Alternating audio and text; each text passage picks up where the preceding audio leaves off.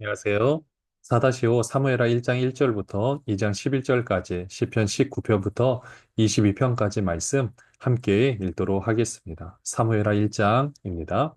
사울이 죽은 후에 다윗이 아말렉 사람을 쳐 죽이고 돌아와 다윗이 시글락에서 이틀을 머물더니 사흘째 되는 날에 한 사람이 사울의 진영에서 나왔는데 그의 옷은 찢어졌고 머리에는 흙이 있더라. 그가 다윗에게 나와 땅에 엎드려 절하매 다윗이 그에게 묻되 너는 어디서 왔느냐 하니 대답하되 이스라엘 진영에서 도망하여 왔나이다 하니라. 다윗이 그에게 이르되 일이 어떻게 되었느냐 너는 내게 말하라. 그가 대답하되 군사가 전쟁 중에 도망하기도 하였고 무리 가운데에 엎드러져 죽은 자도 많았고 사울과 그의 아들 요나단도 죽었나이다 하는지라. 다윗이 자기에게 알리는 청년에게 묻되 사울과 그의 아들 요나단이 죽은 줄을 내가 어떻게 아느냐. 그에게 알리는 청년이 이르되 내가 우연히 길보아 산에 올라가 보니 사울이 자기 창에 기대고 병거와 기병은 그를 급히 따르는데 사울이 뒤로 돌아 나를 보고 부르시기로 내가 대답하되 내가 여기 있나이다 한즉 내게 이르되 너는 누구냐 하시기로 내가 그에게 대답하되 나는 아말렉 사람이니이다 한즉 또 내게 이르시되 내 목숨이 아직 내게 완전히 있으므로 내가 고통 중에 있나니 청하건대 너는 내 곁에 서서 나를 죽이라 하시기로 그가 엎드러진 후에는 살 수 없는 줄을 내가 알고 그의 곁에 서서 죽이고 그의 머리에 있는 왕관과 팔에 있는 고리를 벗겨서 내 주께로 가져왔나이다 하니라. 이에 다윗이 자기 옷을 잡아 찢으매 함께 있는 모든 사람도 그리하고 사울과 그의 아들 요나단과 여호와의 백성과 이스라엘 족속이 칼의 죽음으로 말미암아 저녁 때까지 슬퍼하여 하여 울며 금식하니라. 다윗이 그 소식을 전한 청년에게 묻되 너는 어디 사람이냐 대답하되 나는 아말렉 사람 곧 외국인의 아들이니이다 하니 다윗이 그에게 이르되 내가 어찌하여 손을 들어 여호와의 기름 부음 받은 자 죽이기를 두려워하지 아니하였느냐 하고 다윗이 청년 중 한 사람을 불러 이르되 가까이 가서 그를 죽이라 하매 그가 침에 곧 죽으니라. 다윗이 그에게 이르기를 내 피가 내 머리로 돌아갈지어다 내 입이 내게 대하여 증언하기를 내가 여호와의 기름 부음 받은 자를 죽였노라 함이니라 하였더라. 사울과 요나단이 죽은 소식을 이 아말렉 외국인이 와서 전해주고 있습니다.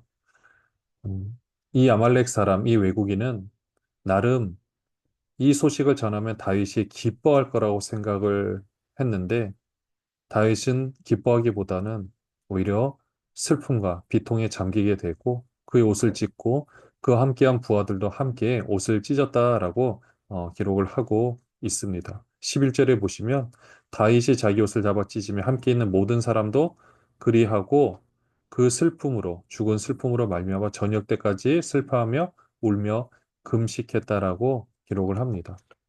그렇게 이 아말렉 사람은 상을 받을 거라 생각했는데 오히려 죽임을 당하게 되죠. 그 이유가 16절에 보시면 내 입이 내게 대하여 증언하기를 내가 여호와의 기름 부음 받은 자를 죽였노라 하민이라 하였더라. 본인이 죽였다라고 말을 하는 바람에 거짓말을 또 하고 그렇게 해서 그의 말로 말미암아 죽임을 당하게 되었습니다. 17절부터 보시면은요.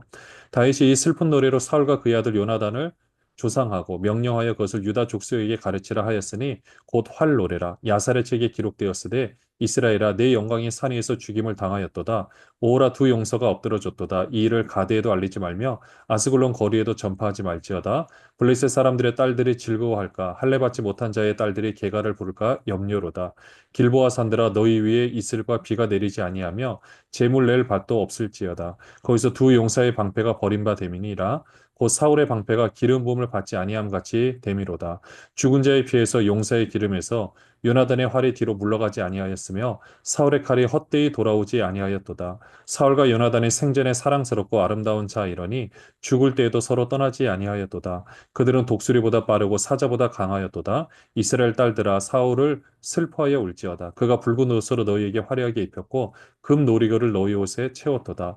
오라 두 용사가 전쟁 중에 엎드러졌도다. 요나단이 내 산 위에 죽임을 당하였도다.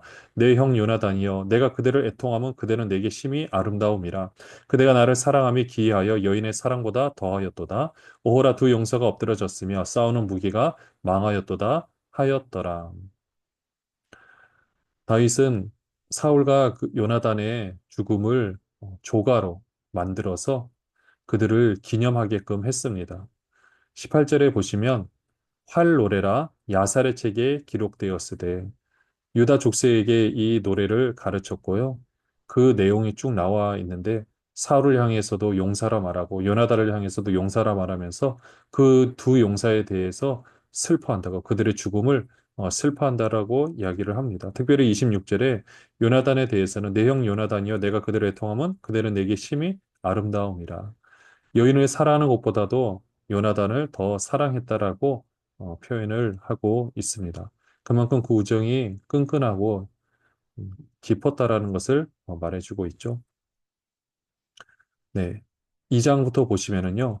그 후에 다윗이 여호와께 여쭈아뢰되 내가 유다 한 성읍으로 올라가리이까 여호와께서 이르시되 올라가라. 다윗이 아뢰되 어디로 가리이까 이르시되 헤브론으로 갈지니라. 다윗이 그의 두 아내 이스라엘 여인 아이노함과 갈멜 사람 나발의 아내였던 아비가일을 데리고 그리로 올라갈 때에 또 자기와 함께한 추정자들과 그들의 가족들을 다윗이 다 데리고 올라가서 헤브론 각 성읍에 살게 하니라.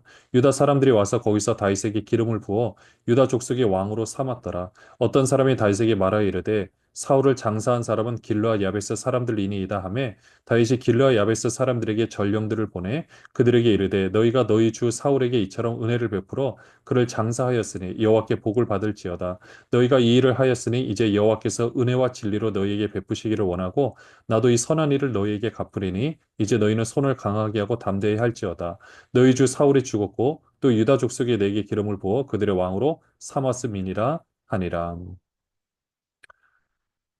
다윗이 하나님께 여쭤봅니다. 유다 한 성읍으로 올라가리이까? 이번에는 물어보는 게 어디로 가리이까가 아니라 유다 한 성으로 올라가리이까? 그리고 또 그곳 가운데서 어디로 가면 되겠습니까? 헤브론으로 가라라고 하나님께서 말씀해 주시죠. 이전에 아말렉을 침공하고 나서 그 전리품들을 그 유다의 장로들에게 보냈던 거 기억하실 텐데요. 그렇게 해서 어쨌든 그쪽으로 가게 되고 거기서 살게 됩니다. 3절에 보시면 헤브론 각 성읍에 살게 되니까 4절에 유다 사람들이 와서 거기서 다윗에게 기름을 부어 유다 족속의 왕으로 삼았더라.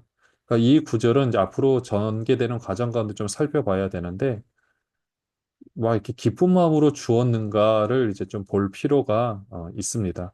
어쨌든 그 유다 성읍에서 이제 왕으로 기름 부어서 다윗을 이제 왕으로 임명을 했고요. 또 길르앗 야베스 주민들에게 전령을 보내서 사울을 그래도 그 벳산 성벽에 박혀 있었던 그 사울의 시체를 가져다가 이렇게 장사를 잘해줘서 고맙다. 너희가 참 귀한 일을 했다. 하나님께서 갚아 주실 거다라고 이야기를 했습니다. 8절부터 보시면은요.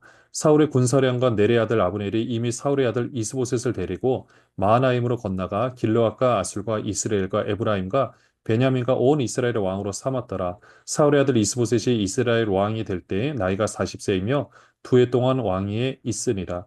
유다 족속은 다윗을 따르니 다윗이 헤브론에서 유다 족속의 왕이 된 날수는 7년 6개월이더라. 네, 요때 사울의 아들 이제 이스보셋이 왕이 됩니다. 실질적으로는 허수아비 왕이고요. 아브넬이 거의 실권자였죠. 2년 동안 왕이 됐다라고 표현하고 있고 밑에 11절에 보시면 다윗은 유다 족속의 왕이 된 수가 7년 6개월 되었다라고. 나머지 그 5년 정도는 또 그 과정들을 또 우리가 이따 한번 다음 시간에도 살펴볼 면 되겠습니다. 계속해서 이제 서로 전쟁을 하게 되는 상황에 있는 거죠. 시편 19편을 한번 보시면은요. 하늘이 하나님의 영광을 선포하고 궁창이 그의 손으로 하신 일을 나타내는도다. 날은 날에게 말하고 밤은 밤에게 지식을 전하니 언어도 없고 말씀도 없으며 들리는 소리도 없으나 그의 소리가 온 땅에 통하고 그의 말씀이 세상 끝까지 이르도다. 하나님이 해를 위하여 하늘에 장막을 베푸셨도다. 해는 그의 신방에서 나오는 신랑과 같고 그의 길을 달리기 기뻐하는 장사 같아서 하늘 이 끝에서 나와서 하늘 저 끝까지 운행하며 그의 열기에서 피할 자가 없도다. 여호와의 율법은 완전하여 영혼을 소성시키며 여호와의 증거는 확실하여 우둔한 자를 지혜롭게 하며 여호와의 교훈은 정직하여 마음을 기쁘게 하고 여호와의 계명은 순결하여 눈을 밝게 하시도다. 여호와를 경외하는 도는 정결하여 영혼까지 이르고 여호와의 법도 진실하여 다 의로우니 금 곧 많은 승금보다 더 사모할 것이며 꿀과 송이꿀보다 더 달도다. 또 주의 종이 이것으로 경고를 받고 이것을 지킴으로 상이 크니이다. 자기 허물을 능히 깨달을 자 누구리요? 나를 숨은 허물에서 벗어나게 하소서. 또 주의 종에게 고의로 죄를 짓지 말게 하사 그 죄가 나를 주장하지 못하게 하소서. 그리하면 내가 정직하여 큰 죄가에서 벗어나겠나이다. 나의 반석이시여 나의 구속자이신 여호와여 내 입의 말과 마음의 묵상이 주님 앞에 연락되기를 원하나이다. 네, 이 시편 19편 말씀을 보면은 다윗의 시라고 표현이 되어 있는데요. 그러니까 언어라는 것 자체가 과연 무엇일까 이렇게 생각해 볼 수 있는 시입니다. 표현을 한번 보시면은요. 하나님께서 하늘이 하나님의 영광을 선포하고 궁창이 그의 손으로 하신 일을 나타낸다. 날은 날에게 말하고 이 표현은 오늘 하루가 지나면 또 내일이 오고 또 태양이 뜨는 것처럼 그 날이 꼭 불침번을 쓰면서 그 다음 불침번에게 인수인계, 그 임무를 인수인계 해주는 그런 표현으로 보시면 될 것 같아요. 날은 날에게 말하고 밤은 밤에게 지식을 전하니 매일 밤마다 매일 낮마다 하나님께서 이 모든 궁창을 만드시고 하늘에 하나님의 놀라운 영광들이 그것을 계속해서 전하고 있다라는 표시인 거죠. 3절에 보시면 언어도 없고 말씀도 없으며 들리는 소리도 없는데 그의 소리가 온 땅에 통하고 그의 말씀이 세상 끝까지 이르도다. 그러니까 우리가 언어가 통하지 않아도 그 마음을 알 수가 있고 그 놀라운 것을 우리가 함께 경험할 수 있다라는 것입니다. 그러면서 7절에 보시면 여호와의 율법은 완전하여 영혼을 소성시키며 여호와의 증거는 확실하여 우둔한 자를 지혜롭게 하며 율법은 언어로 기록이 되어 있잖아요. 이 언어를 통해서 또 그 하나님께서 하신 일을 모든 만물 가운데 숨겨놓은 것처럼 이제는 그 숨겨놓은 그 하나님의 뜻을 언어로 표현한 것이 율법인데 그 율법이 우리의 영혼을 소성시키고 또 우둔한 자를 지혜롭게 한다라고 표현을 하고 있습니다. 우리가 말씀을 공부하고 그 말씀 속에 녹아진 하나님의 뜻을 알아가는 것이 결국 인생 가운데 또 우리의 모든 삶의 영역 가운데 그 하나님의 무한한 영광을 경험하는 시간이기 때문에 당연히 우리의 삶이 없, 새로워질 수밖에 없는 거죠. 네, 그렇게 그래서 10절에 보시면은 꿀과 송이꿀보다도 더 달다라고 표현을 하고 있습니다. 그렇게 또 14절에 보시면은 내 입의 말과 마음의 묵상이 주님 앞에 연락되기를 원하나이다. 우리가 굳이 또 말로 표현하지 않아도 그 마음으로 하나님께 연락될 수 있다라는 그런 표현으로. 그러니까 처음에 표현했던 언어가 없어도 정말 그 모든 것을 알 수 있는 것처럼 그 가운데 언어를 통해서 우리가 새롭게 되고 또 그 마음으로 하나님께 모든 것을 연락되기를 원하는 그런 시인의 마음이 녹아져 있는 것을 보게 됩니다. 시편 20편 보시면은요. 환난 날에 여호와께서 내게 응답하시고 야곱의 하나님의 이름이 너를 높이 드시며 성소에서 너를 도와주시고 시온에서 너를 붙드시며 내 모든 소재를 기억하시며 내 번제를 받아 주시기를 원하노라. 내 마음의 소원대로 허락하시고 내 모든 계획을 이루어 주시기를 원하노라. 우리가 너의 승리로 말미암아 계가를 부르며 우리 하나님의 이름으로 우리의 깃발을 세우리니 여호와께서 내 모든 기도를 이루어 주시기를 원하노라. 여호와께서 자기에게 기름 부음 받은 자를 구원하시는 줄 이제 내가 아노니 그의 오른손에 구원하는 힘으로 그의 거룩한 하늘에서 그에게 응답하시리로다. 어떤 사람은 병거, 어떤 사람은 말을 의지하나 우리는 여호와 우리 하나님의 이름을 자랑하리로다. 그들은 비틀거림이 엎드려지고 우리는 일어나 바로 서도다. 여호와여 왕을 구원하소서 우리가 부를 때 우리에게 응답하소서. 모든 주권이 하나님께 있다라고 고백을 하고 있습니다. 또 우리의 기도에 응답해 달라고 결국 이렇게 하나님께 아뢰고 응답해 주실 것을 기대하고 있는 거죠. 그러니까 우리 편에서 할 수 있는 것은 우리가 아뢰고 하나님께 말씀을 드리지만 이루어 가시는 분은 하나님이시라는 거죠. 그래서 7절에 보시면 어떤 사람은 병과 어떤 사람은 말을 의지하나 싸움에선 절대적으로 필요한 거죠. 우리는 우리 하나님의 이름을 자랑한다라고 표현을 하고 있습니다. 그리고 9절에 여호와여 왕을 구원하소서 우리가 부를 때 우리에게 응답하소서 이렇게 말하고 있는 우리 시인의 모습을 또 보게 됩니다. 21편 보시면은요. 여호와의 왕이 주의 힘으로 말미암아 기뻐하며 주의 구원으로 말미암아 크게 즐거워하리이다. 그의 마음의 소원을 들어주셨으며 그의 입술의 요구를 거절하지 아니하셨나이다. 주의 아름다운 복으로 그를 영접하시고 순금관을 그의 머리에 씌우셨나이다. 그가 생명을 구하며 주께서 그에게 주셨으니 곧 영원한 장수로서이다. 주의 구원이 그의 영광을 크게 하시고 존귀와 위엄을 그에게 입히시나이다. 그가 영원토록 지극한 복을 받게 하시며 주 앞에서 기쁘고 즐겁게 하시나이다. 왕이 여호와를 의지하오니 지존하신 이의 인자함으로 흔들리지 아니하리이다. 왕의 손이 왕의 모든 원수들을 찾아내며 왕의 오른손이 왕을 미워하는 자들을 찾아내리로다. 왕이 노하실 때 그들을 풀무불 같게 할 것이라. 여호와께서 진노하사 그들을 삼키시리니 불이 그들을 소멸하리로다. 왕이 그들의 후손을 땅에서 멸하며 그들의 자손을 사람 중에서 끊으리로다. 비록 그들이 왕을 해하려 하여 음모를 꾸몄으나 이루지 못하도다. 왕이 그들로 돌아서게 하며 그들의 얼굴을 향하여 활시를 당기리로다. 여호와여 주의 능력으로 높임을 받으소서. 우리가 주의 권능을 노래하고 찬송하게 하소서. 네, 이것도 동일하게 여기서는 표현해 보시면 왕이라고 표현하고 있죠. 여호와여 왕이 주의 힘으로 말미암아 기뻐하며 주의 구원으로 말미암아 크게 즐거워하리이다. 입술의 요구를 거절하지 않으신다.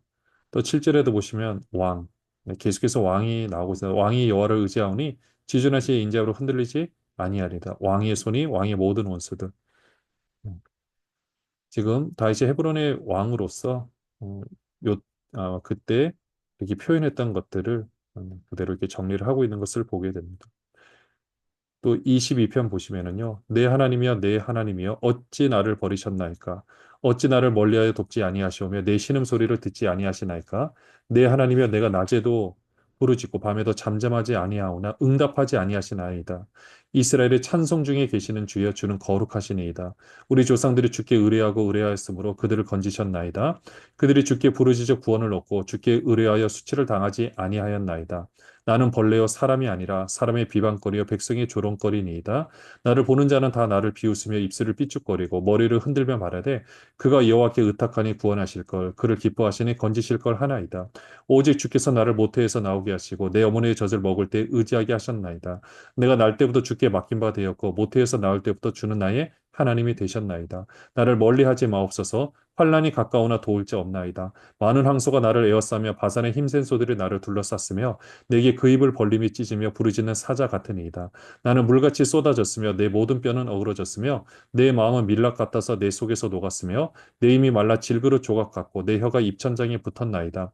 주께서 또 나를 죽음의 진토 속에 두셨나이다. 개들이 나를 에워쌌으며 악한 무리가 나를 둘러 내 수족을 찔렀나이다. 내가 내 모든 뼈를 셀 수 있나이다. 그들이 나를 주목하여 보고 내 겉옷을 나누며 속옷을 제비 뽑나이다.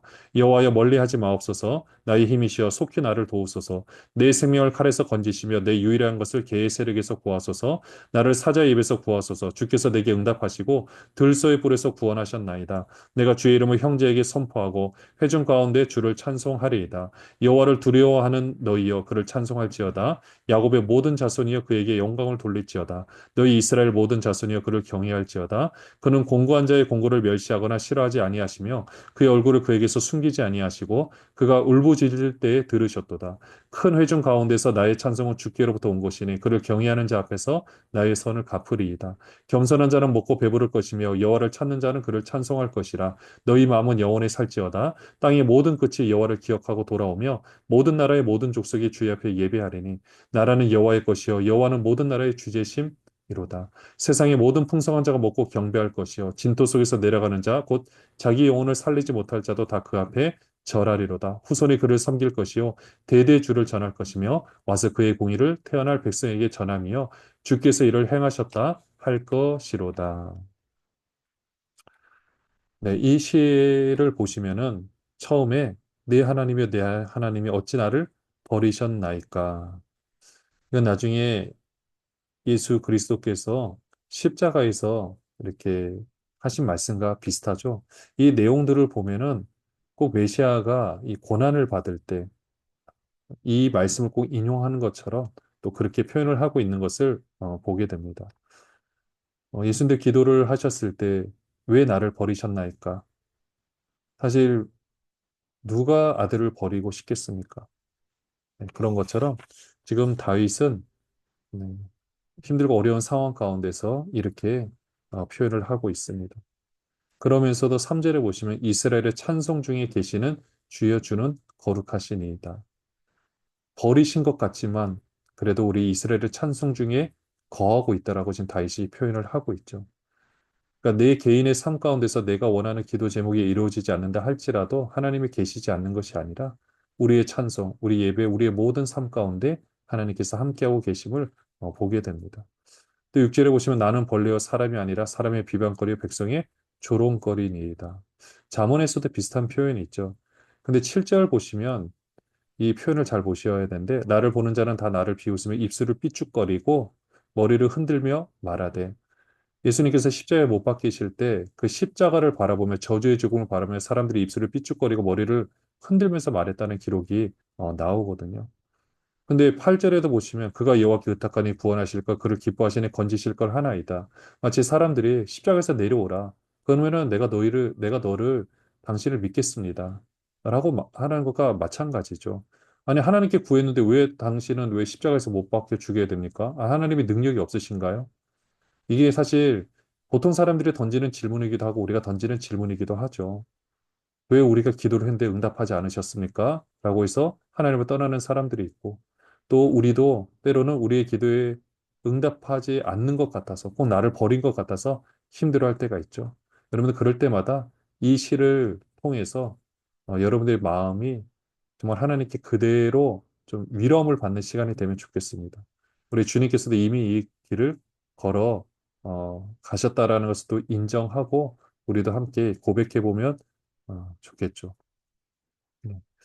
네, 그럼에도 불구하고 12절에 보시면 바산의 힘센 소들이 나를 둘러싸고 정말 어느 정도 힘내냐 14절에 물같이 쏟아졌고 내 모든 뼈는 어그러졌고 내 마음은 밀랍 같아서 밀랍이 초 같은 건데 불 옆에서 완전히 녹아져서 15절에 힘이 말라 질그로 조각하고 혀가 입천장에 붙었다라는 것. 이렇게 힘든 상황 가운데서 자신을 구원하셨나이다 라고 고백을 하고 있습니다. 결국 이 시편 22편도 보면 하나님께서 나를 버리신 것 같고 정말 주변 사람들이 너가 지금 이런데 무슨 뭐 하나님을 찾냐라고 욥한테 말하는 것처럼 어떻게 보면 다윗한테도 그렇게 얘기를 했을 수도 있습니다. 언제 죽을지 모르는 그런 상황 가운데 그러나 하나님은 그 모든 것들을 결국 끄집어내셔서 그에게 하나님께서 또 공급해 주시는 것들이 있죠. 26절에 겸손한 자는 먹고 배부를 것이며 여호와를 찾는 자는 그를 찬송할 것이라 너희 마음은 영원히 살지어다. 좀 전에 밀랍같이 녹았다가 다시 하나님으로 말미암아 살게 되는 모습. 하나님께서 이 모든 것을 행하셨다라고 고백하면서 마무리를 하고 있습니다. 우리의 삶 가운데서도 이 다윗처럼 똑같이 힘들고 어려울 때가 있습니다. 근데도 우리는 초심을 잃지 말고 정말 하나님 앞에서 우리의 모든 힘듦을 아뢰고 또 이루어질 것을 기대하며 나가는 우리 모든 분들 되시기를 바랍니다. 기도하겠습니다. 하나님 아버지, 다윗이 이제 유다의 왕이 되었습니다. 앞으로도 어떤 일이 펼쳐질지 모르겠지만 처음에 도망 다녔을 때 그 순수한 마음이 조금씩 뭔가 달라지는 것 듯한 느낌을 받게 됩니다. 그 모든 과정 가운데 우리의 모습도 한번 돌이켜보고 하나님 앞에서 우리는 어떠한지 우리의 마음은 정말 어떠한지 다시 한번 생각해보고 하나님 앞에서 그 마음 변치 않고 하나님만 의지하는 우리 모든 분들 되게 하여 주시옵소서 예수 그리스도의 이름으로 기도합니다. 아멘.